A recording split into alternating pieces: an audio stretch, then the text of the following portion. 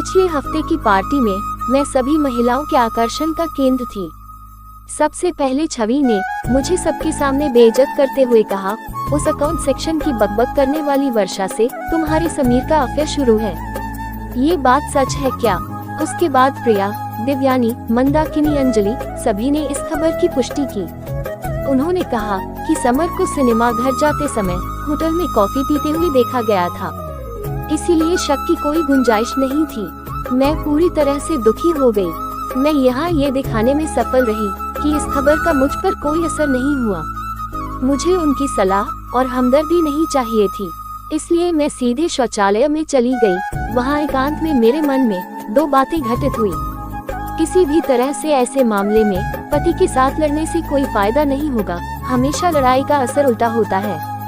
दूसरी बात, ऐसे में रोने से कोई फायदा नहीं होगा, फिर कुछ अलग चाल चलनी पड़ेगी। मैं वॉशरूम से निकलकर पार्टी हॉल में उनके मामले की गंभीरता का अंदाजा लगाने गई। तभी मैंने समर और वर्षा को हॉल के एक कोने में मैंने दोनों को हंसते और बातें करते देखा। इस तरह मुझे अचानक अपने पास देखकर दोनों चौंक गए। यह इस बात का प्रमाण था कि उनके मन में चोर है। वर्षा थोड़ी खुश हुई जब मैंने उसकी तारीफ की कि तुम कितनी खूबसूरत दिखती हो और तुम्हारे कपड़े बहुत अच्छे हैं।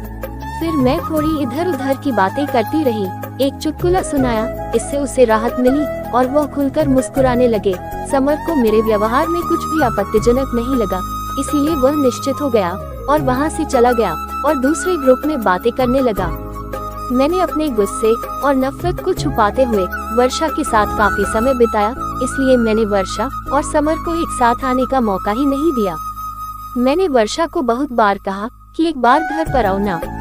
उसने कहा आऊंगी, फिर कभी। आखिर में एक बार उसने मुझे घर आने का न्योता भी दिया, जो कि मैं चाहती थी। मैं मन ही मन उदास थी। समर के विश्वासघात से मैं पूरी तरह टूट चुकी थी।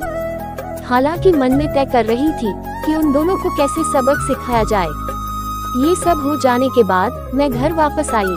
घर वापस आने पर मेरी सास ने मेरे अवसाद पर ध्यान दिया। वह मुंह से कठोर है, लेकिन दिल से बहुत स्नेही थी। जब उन्होंने ज्यादा जोर देकर पूछा तो मैंने उन्हें सब कुछ बता दिया। उसके बाद 2 दिनों तक हमने ढेर सारे विचारों का आदान प्रदान किया। उनसे बात करके मेरे उदास मन को राहत मिली। कुछ दिनों के लिए समर टूर पर गया। मैंने बिल्कुल ठीक शनिवार चुना और सुबह करीब 10 बजे वर्षा के घर पहुंची। वर्षा ने मुस्कुराकर मेरा स्वागत किया, लेकिन उसकी आंखें चिंता और आश्चर्य से भरी थी। अरे समय था तो इसलिए मिलने चली आई।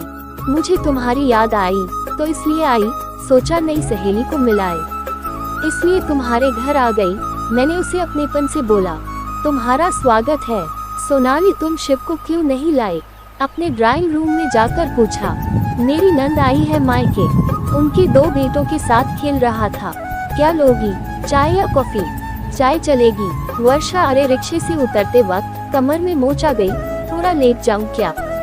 हाँ। उसने जल्दी से मुझे एक तकिया दिया और मैं आराम से उसके बिस्तर पर सो गई और वह चाय बनाने चली गई।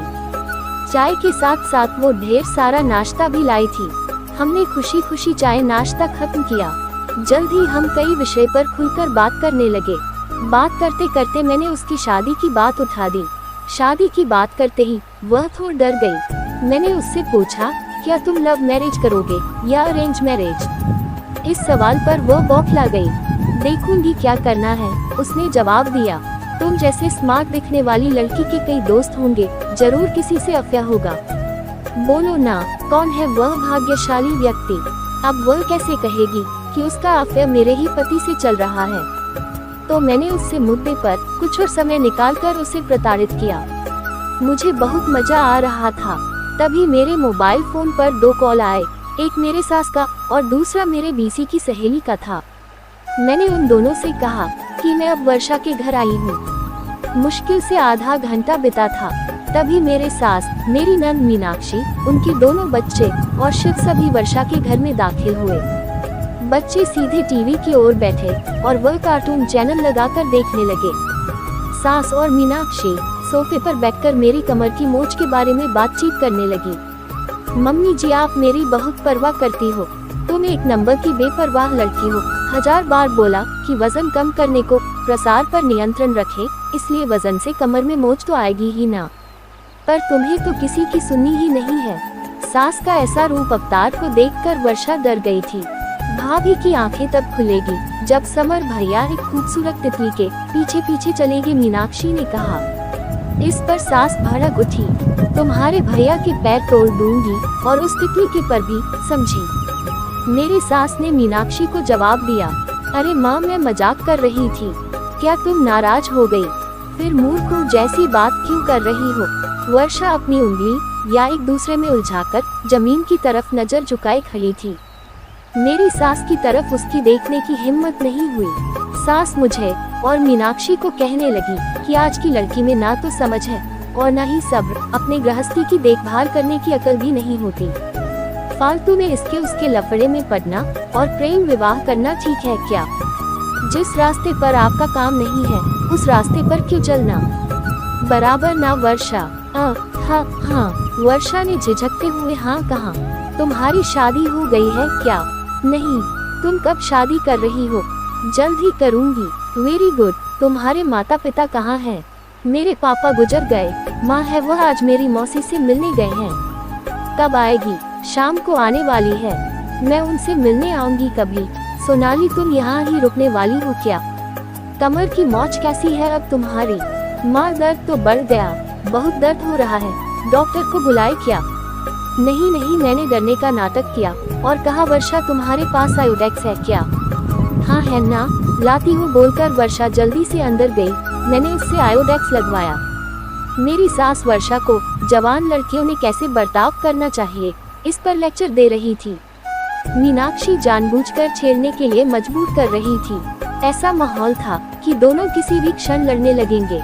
उस माहौल में वर्षा का तनाव बढ़ गया था। तभी दरवाजे की घंटी बजी। मीनाक्षी ने जाकर दरवाजा खोला। जब वह लौटे तो उसके साथ बिसी समूह की मेरी 3 सहेलियां शालू, रूपाली, मीनाक्षी थी। ये तीनों बहुत बातूनी हैं। उनके आगमन ने माँ बेटी के बीच वाक्य युद्ध को रोक दिया। लेकिन रूम का आवाज एकदम ज्यादा बढ़ गया। अपनी नई सहेली से सेवा करवा रही हूँ क्या सोनाली? रूपाली ने आंखें फैलाकर कहा और सभी हंस पड़े।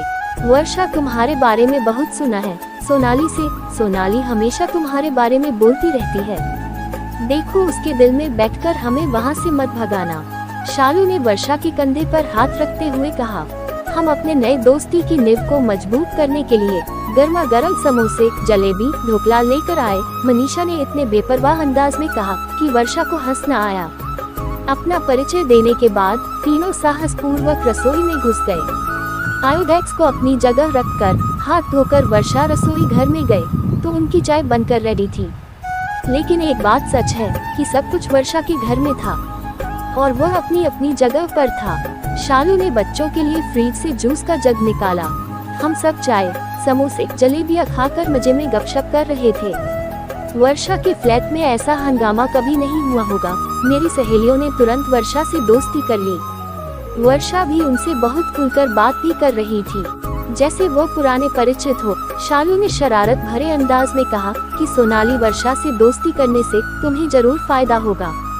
मैंने कुतूहलवश पूछा, कौन सा फायदा?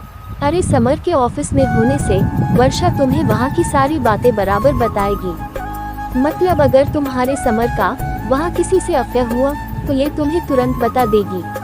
अरे हाँ, सच में वर्षा, तुम मेरी आंखें बंद कर समर पर ध्यान रखोगी। मैंने बहुत प्यार से वर्षा को कहा। वर्षा के गाल एकदम गुलाबी हो गए। उसने जवाब नहीं दिया, सिर्फ सिर हिला दिया और फिर वो टेबल पर का सामान समेटने लगी। रूम का फैला हुआ सामान निपटाने वाली थी कि तभी मेरे ससुर वहां आ गए। उनके आते ही माहौल बदल गया। मेरे ससुर बहुत स्ट्रिक्ट थे। मेरी सहेलियों ने फटाफट पल्लू दोनों कंधे पर लिया और झुककर उनका आशीर्वाद लिया।